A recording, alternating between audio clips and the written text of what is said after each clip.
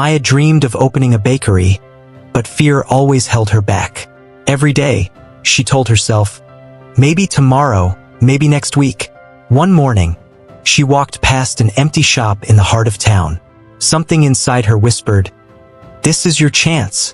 For the first time, Maya said yes instead of maybe. She rented the shop, spent her savings, and poured her heart into baking. The first days were hard.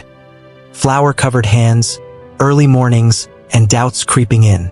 Then, one day, a customer tasted her cake and smiled like it was the best thing they'd ever eaten. Word spread.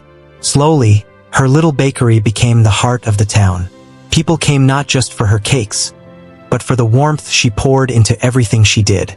Maya realized that her one brave choice, to act instead of waiting, had transformed her life. That single decision sparked success, joy, and growth beyond anything she had imagined. And she learned a simple truth.